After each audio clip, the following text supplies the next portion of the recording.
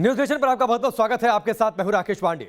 सबसे पहले बड़ी खबर शायर मुनव्वर राणा को लेकर, जो अक्सर विवादों में रहते हैं। उनका बयान विवाद बनाते हैं, विवाद को पैदा करते हैं।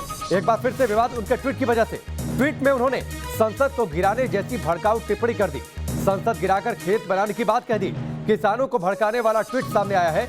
विवाद बढ़ने पर आखिरकार मुनव्वर राणा ने इस ट्वीट को डिलीट कर दिया, लेकिन उनके डिलीट करने से पहले ट्विटर पर इस बात को लेकर चर्चा होने लगी कि आखिरकार मुनव्वर राणा ने क्या यह ट्वीट सिर्फ किसानों को भड़काने के लिए किया और ट्वीट इन्होंने डिलीट क्यों किया।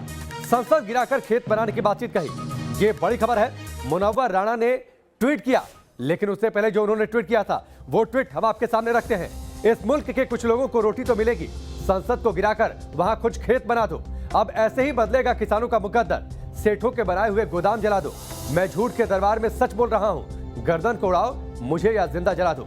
यह ट्वीट है मुनव्वर राणा का। हालांकि अब आप ट्विटर पर मुनव्वर राणा के प्रोफाइल पर आप जाएंगे तो यह ट्वीट आपको वहां पर नहीं मिलेगा, क्योंकि इस ट्वीट को मुनव्वर राणा ने डिलीट कर दिया है। लेकिन डिलीट करने से पहले इस ट्वीट को लेकर जमकर बवाल हुआ। सवाल ये पूछे जाने लगे कि आखिरकार मुनव्वर राणा देश की लोकतांत्रिक संस्थाओं और देश के लोकतंत्र के सबसे बड़े मंदिर के खिलाफ इस तरीके की बातें कैसे कह सकते हैं, कैसे इस तरीके का ट्वीट कर सकते हैं। किसान आंदोलन में क्या ये चिंगारी पैदा करने का काम, आग में घी डालने का काम कर रहे हैं मुनव्वर राणा? ये तमाम सवाल पूछे जाने लगे। इस ट्वीट का स्क्रीनशॉट भी इस वक्त हमने आपको टेलीविजन स्क्रीन पर रखा है, शेयर किया है, जो ट्वीट किया था मुनव्वर राणा ने। इस मुल्क के कुछ लोगों को रोटी तो मिलेगी, संसद को गिराकर वहां कुछ खेत बना दो। अब ऐसे ही बदलेगा किसानों का मुकद्दर। सेठों के बनाए हुए गोदाम जला दो। मैं झूठ के दरबार में सच बोल रहा हूं, गर्दन को उड़ाओ मुझे या जिंदा जला दो। ये ट्वीट है मुनव्वर राणा का और वो कहते हैं कि संसद को गिरा दिया जाए, वहां पर कुछ खेत बना दिया जाए। ये कई सारे ट्वीट है। देखिए 21 दिसंबर का उनका एक ट्वीट है 2019 का। वफादारों को परखा जा रहा है, हमारा जिस्म दागा जा रहा है, किसी बूढ़े की लाठी छिन गई है, वो देखो एक जनाजा जा रहा है, न जाने जुर्म क्या हमसे हुआ था, हमें किस्तों में लूटा जा रहा है। अक्सर मुनव्वर राणा आपने हाल फिलहाल में उन्होंने ट्विटर अकाउंट से कई सारे ऐसे ट्वीट किए जिस पर जमकर विवाद हुए। धारा 144 के उल्लंघन को लेकर भी उन्होंने ट्वीट किया था 21 जनवरी को। लगातार अपने ट्विटर अकाउंट से इस तरीके की बातें मुनव्वर राणा कहते हैं, लेकिन अब जो उन्होंने ट्वीट किया है यह ट्वीट विवादित ट्वीट है। हमारे सहयोगी अविनाश की एक रिपोर्ट आपको दिखाते हैं। जाने माने शायर मुनव्वर राणा ने रविवार को एक ट्वीट किया। हालांकि थोड़ी ही देर बाद उस ट्वीट को डिलीट कर दिया गया, क्योंकि वो ट्वीट विवादित था। इस वक्त है मेरे साथ मुनव्वर राणा खुद। सर, आपसे जानना चाहेंगे कि जो आपने ट्वीट किया, आखिर ट्वीट में ऐसा क्या कुछ था कि आपको डिलीट करना पड़ा? देखिए, विवादित कुछ भी नहीं था, लेकिन इस देश में अब यही होना चाहिए कि या तो कोई ऐसी मेडिकल साइंस का इस्तेमाल हो जिसमें जो भी बच्चे पैदा हों वो गूंगे पैदा हों, क्योंकि अब किसी को भी बोलने की इजाज़त नहीं है। बोलेगा वही जो देशभक्त होगा। देशभक्त होने के लिए वो भारतीय जनता पार्टी में होगा, तभी वो देशभक्त होगा। वो अगर उस पार्टी में नहीं है तो वो देशद्रोह है, देशद्रोही है। तो मुनव्वर राणा नाम का एक आदमी भी, जिसके माँ बाप जो थे उन्होंने इसी मिट्टी में अपने आप को बो लिया। वो पाकिस्तान नहीं गए, पाकिस्तान से हमेशा नफ़रत की। मुनव्वर राणा ने भी पाकिस्तान से हमेशा नफ़रत की, मोहब्बत नहीं की। लेकिन अब इतना आसान हो गया है कि चौथी क्लास में जो भाजपा में आ जाता है पढ़ा हुआ, वो भी मुनव्वर राणा पर, मुनव्वर राणा की शायरी पर, मुनव्वर राणा की शख्सियत पर गालियाँ देता है। मुनव्वर राणा की माँ को और दादी को, बाप को, सबको गालियाँ देते हैं। अभी मैंने आज जो एक ट्वीट मैंने किया था तो उसमें 2-3 शेर मैंने कहे थे कि इस मुल्क के कुछ लोगों को रोटी तो मिलेगी, संसद को गिराकर वहाँ कुछ खेत बना दो। अब ऐसे ही बदलेगा किसानों का मुकद्दर। सेठों के बनाए हुए गोदाम जला दो। मैं झूठ के दरबार में सच बोल रहा हूँ, गर्दन को उड़ाओ मुझे या जिंदा जला दो। तो आपको लगता है कि जो ट्वीट आपने किया था, जो इसमें चीज़ें लिखी थी, जो शब्द लिखे थे, वो सही थे? नहीं, जैसे अब उसमें लोगों की यही इतराज़ है कि आप संसद पर, तो जाहिर सी बात है कि 2 संसद तो नहीं हो सकती है ना। जब एक नई संसद बन रही है माशाल्लाह 1,500 करोड़ रुपए लगा करके, मतलब बहुत लंबे चौड़े खर्च के साथ बन रही है, तो दूसरी संसद की कोई ज़रूरत तो होगी नहीं। तो मतलब आपके कहने का मतलब है कि उसको गिरा देना चाहिए। तो मैंने कहा उसको गिरा के वहाँ पर भाई आप कम से कम अनाज ही उगाइए, तो इसमें बुरा मैंने क्या कहा। और अगर ये वही लोग चीख रहे हैं जिन्होंने मस्जिद तो गिरा दी, लेकिन अगर हमने भूले से उस के लिए, जहाँ मतलब ये कि जिसके लिए नई लोकसभा बन रही है, संसद भवन बन रही है, अगर उसके लिए हमने कहा और एक प्रतीक के माध्यम से हमने कहा कि जो कोई संसद को तो लोकतंत्र का मंदिर कहा जाता है और इतने सालों तक आज़ादी के बाद से चूंकि उसी जगह से पूरे देश को चलाया गया है और आपने कहा कि संसद को गिरा दो। हाँ, मैं ठीक है, हो सकता है कि जो मेरी सोच है, जो मैंने कहा है, उस प्रतीक के माध्यम तक लोग पहुंचे ना हो या प्रतीक के इस्तेमाल में मुझसे गलती हुई हो। इसीलिए मैंने जब देखा कि उससे ज़्यादा मुझे मेरा कंपैरिजन किया गया कि मैं ट्रम्प हो गया हूँ, तो जैसे ट्रम्प को सब बंद कर दिया गया था वैसे ही, तो अब जाहिर सी बात है कि ये बुरा वक्त आ जाए कि मेरा ट्रम्प से मुकाबला हो, तो अब मतलब मेरा लिखा पढ़ा सब चला गया। तो आपने मस्जिद का जिक्र किया। भाई मस्जिद गिरा दी गई ना, उसका कोई काम नहीं है, वहां पर गिरा दी गई। अगर इमारत की व्यू से देखिए तो जैसे वो इमारत है वैसे वो है। वो लोकतंत्र का घर है तो वो अल्लाह का घर था। अल्लाह के घर से बड़ा लोकतंत्र का घर नहीं होगा। अल्लाह या भगवान या कोई आदमी राम मंदिर को गिरा दे तो हम तो इजाजत नहीं देंगे इसकी कि नहीं साहब ये भगवान का घर है। ठीक है सर। लेकिन जिस लोकतंत्र की आड़ में सब इतना जुल्म हो रहा है, इतना इस मुल्क में उपद्रव हो रहा है, आप उसकी दुहाई दे रहे हैं और उसका नाम लेकर आप मुनव्वर राना को गालियां देंगे। मुनव्वर राना ने प्रतीक के माध्यम से एक शेर कहना चाहा तो पकड़ लिया, आप संसद को बोल दिया, संसद को बोल दिया। आप लोग संसद की गरिमा को किस तरह चूल्हे में झोंक रहे हैं वो आपको नहीं दिखाई देता है। ट्वीट किया मुनव्वर राणा ने, वो हमने आपको दिखाया। मुनव्वर राणा से बातचीत भी हमने आपको सुनवा दी। मुनव्वर राणा साहब इस वक्त खुद हमारे साथ जुड़ भी चुके हैं फोन लाइन पर। सीधे उनका रुख करते हैं। बहुत बहुत स्वागत है मुनव्वर जी आपका न्यूज नेशन पर। आपको अभी भी लगता है कि जो ट्वीट आपने किया वो ठीक किया? ट्वीट हमने जब वापस ले लिया तो अब इस पर बहस करने की कोई जरूरत ही नहीं है, ठीक किया या गलत किया। तो अच्छा, जो मुझे कहना था वो भी मैंने आपके चैनल के माध्यम से मैंने कह दिया।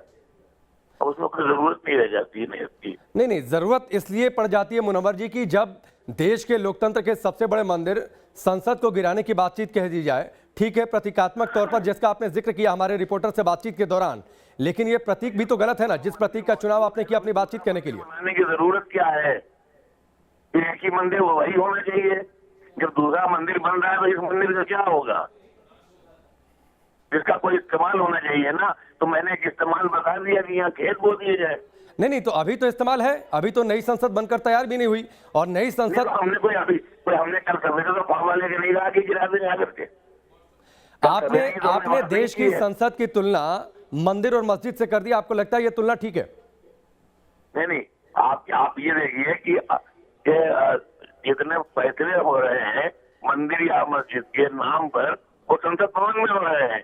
क्योंकि कभी रहा होगा कि मंदिर रहा होगा वो लोकतंत्र, लेकिन अब उसी संसद भवन में लोकतंत्र का कत्ल होता है और लोग देखते रहते हैं कि हाँ ये लोकतंत्र का कत्ल हो रहा है यहाँ पर, और पूरी दुनिया देखती है। ठीक। मुनव्वर राणा जी, एक सवाल जो कि मैं पूछना तो नहीं चाह रहा हूं व्यक्तिगत तौर पर, लेकिन मुझे पूछना पड़ रहा है क्योंकि जो पत्रकार का सोच है वो सोच उस सवाल को पूछने के लिए मजबूर कर रही है। आपके लिए मजहब पहले या लोकतंत्र? देखिए, ऐसा है कि किसी पर नहीं किया जा सकता कि ये अच्छा है या वो अच्छा है। नहीं, अलग सर, आपके लिए मजहब पहले है या देश पहले है या लोकतंत्र पहले है? तो आप किसी पर नहीं बना सकते कि ये जरूरी है ये जरूरी है। नहीं, मुनव्वर राणा जी, मजहब पहले है या लोकतंत्र पहले है? मैंने आपसे क्या कहा कि आप इसका फैसला नहीं कर सकते हैं या हम भी नहीं कर सकते। नहीं सर, आपने हमारी रिपोर्टर से बातचीत के दौरान मुनव्वर राणा जी आपने आप किसी को माइनस नहीं कर सकते हैं। नहीं, आपने हमारे सहयोगी अविनाश से बातचीत के दौरान इस बात का जिक्र किया कि मस्जिद गिरा दी गई, इसलिए इस संसद को भी गिरा देना चाहिए।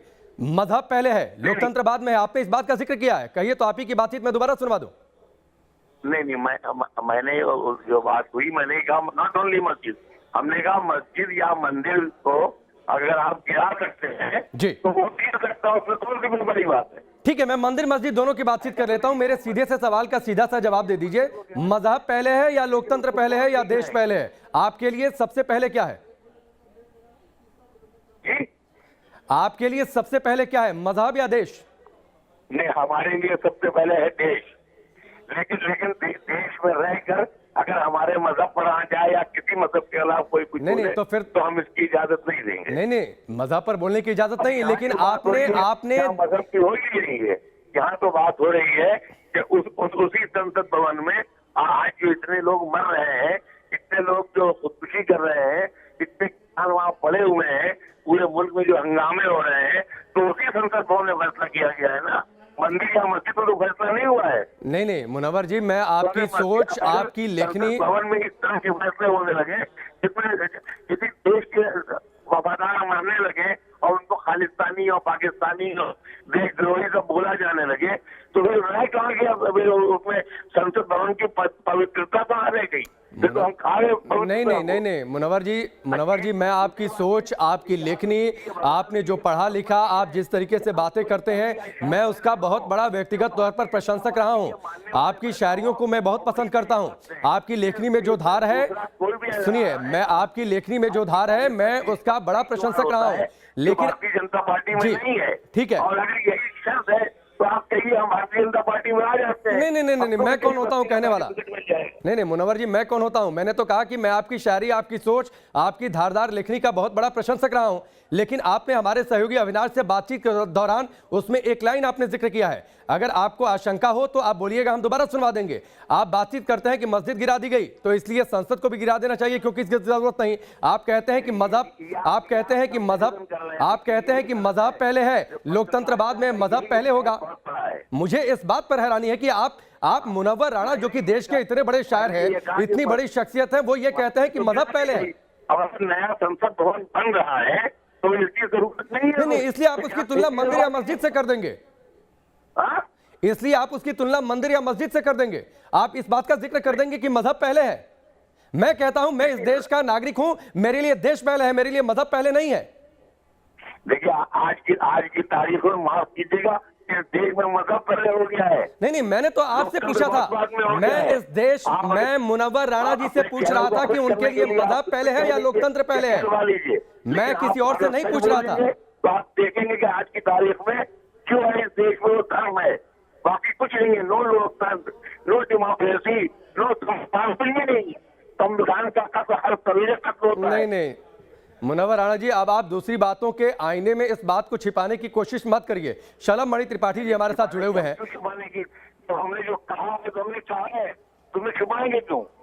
नहीं, आपने जो एक लाइन जो कही मुनव्वर राणा जी, बावजूद इसके कि मैं आपका बड़ा प्रशंसक हूं, आपकी धारदार लेखनी, आप जिस सोच के साथ शायरियों को लिखते हैं, मैं उसकी प्रशंसा करता हूं, बावजूद इसके मैं आपकी उस एक लाइन का समर्थन नहीं कर सकता जिसमें कहीं से भी यह संदेश चला जाए कि मजहब पहले है, लोकतंत्र बाद में, या फिर मंदिर या मस्जिद से मैं इस देश की संसद की तुलना कर दूं। मैं इस लाइन का समर्थक नहीं हो सकता हूं। शलभ मणि त्रिपाठी हमारे साथ जुड़े हुए हैं, जो कि उत्तर प्रदेश सरकार के मीडिया सलाहकार हैं। शलभ मणि जी, मुनव्वर राणा जी हमारे साथ हैं, उनका ट्वीट आपने देखा होगा, हमारे सहयोगी से जो उन्होंने बातचीत कही वो आपने सुनी होगी, आपकी प्रतिक्रिया? देखिए, मैं तो सिर्फ इतना कहूंगा कि एक तथाकथित बड़े व्यक्ति का जो मन है वो कितना छोटा है, वो इनके इस बयान से नजर आता है, इनके ट्वीट से नजर आता है। और देखिए, आपके लिए ब्रेकिंग न्यूज हो सकती है, आपके लिए बड़ी खबर हो सकती है, लेकिन इस प्रदेश के लोग और देश के लोग मुनव्वर राणा जी का असली चरित्र क्या है वो समझ चुके हैं। अभी मेरे साथ एक साथ बैठे हुए, उन्होंने कहा कि मुनव्वर राणा को तो बहुत सुनते थे, बहुत पढ़ते थे, हमें नहीं पता था कि मन से इनके अंदर क्या चलता है। इनके लिए हमेशा मजहब पहले है, देश बाद में है, और उसका प्रमाण पहली बार नहीं दे रहे हैं।